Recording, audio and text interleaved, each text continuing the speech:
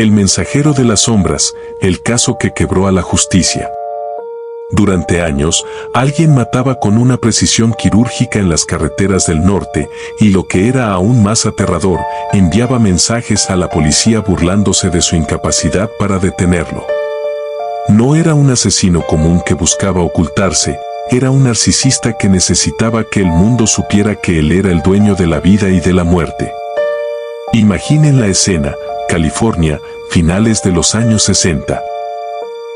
La era del amor y la paz se tiñó de negro cuando un hombre, oculto tras una capucha con un símbolo de una cruz dentro de un círculo, decidió que el caos era su verdadera vocación.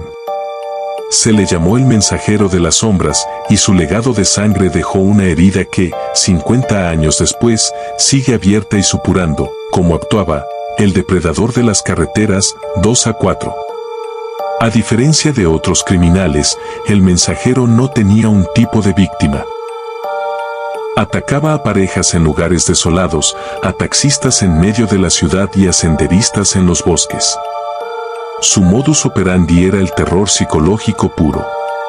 Me gusta matar gente porque es mucho más divertido que matar animales salvajes en el bosque, porque el hombre es el animal más peligroso de todos.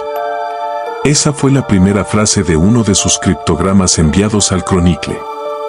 No atacaba por dinero ni por motivos sexuales, lo hacía por el deporte de la caza. Aparecía entre las sombras de los faros de los coches, disparaba con una calma gélida y, antes de que el último aliento de sus víctimas se desvaneciera, él ya había desaparecido en la niebla. Lo más perturbador era su voz. Los pocos sobrevivientes describieron un tono monótono, robótico, como si quien hablara no fuera un ser humano, sino una máquina programada para destruir. Las pistas, los acertijos sangrientos. El mensajero amaba a la prensa más que a sus propias víctimas. Enviaba cartas escritas con una caligrafía errática, exigiendo que fueran publicadas en la primera plana o, de lo contrario, mataría a una docena más ese fin de semana. Con las cartas llegaban los famosos criptogramas, códigos complejos que supuestamente revelaban su identidad. La policía recibió trozos de ropa ensangrentada de sus víctimas como prueba de autoría. Encontraron huellas dactilares parciales en los coches, descripciones de un hombre robusto con gafas, e incluso un retrato hablado que parecía el de un vecino común y corriente. Pero cada pista era un callejón sin salida. Los criptogramas eran tan complejos que ni siquiera los mejores descifradores de la Marina pudieron romper el más famoso, el cifrador de 340, durante décadas. El asesino no solo estaba matando gente, estaba humillando la inteligencia de toda una nación. Porque nunca lo atraparon. ¿Cómo es posible que alguien tan mediático nunca fuera capturado? La respuesta es una mezcla de astucia diabólica y fallos sistémicos. Falta de coordinación. En los años 70, las diferentes jurisdicciones policiales no compartían información de forma eficiente. El mensajero cometía un crimen en un condado y la pista se perdía al cruzar la frontera del siguiente. La tecnología de la época, no existían las pruebas de ADN. La ciencia forense se basaba en grupos sanguíneos y balística, campos que el asesino manipulaba dejando pistas falsas. El sospechoso perfecto, hubo un hombre, Arthur Lee Allen, que encajaba con todo. Tenía el mismo reloj de marca Zodiac, el mismo calzado y una personalidad perturbada.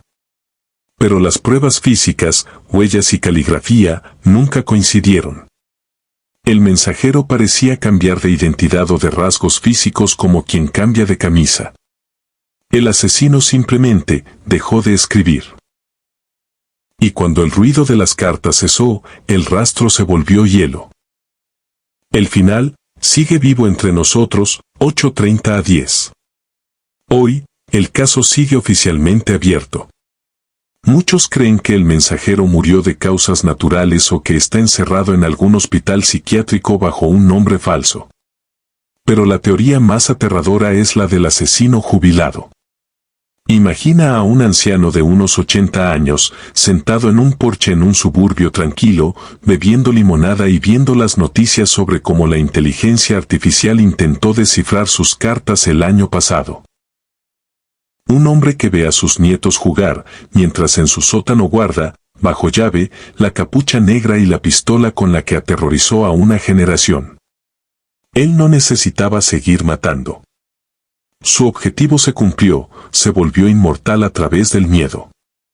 El mensajero de las sombras nos enseñó que el monstruo más peligroso no es el que se esconde en el bosque, sino el que camina a tu lado en el supermercado y te sonríe, sabiendo que tú nunca sabrás quién es realmente.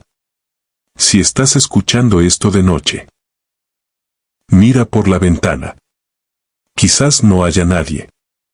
O quizás, solo quizás, él finalmente decidió que es hora de enviar una última carta.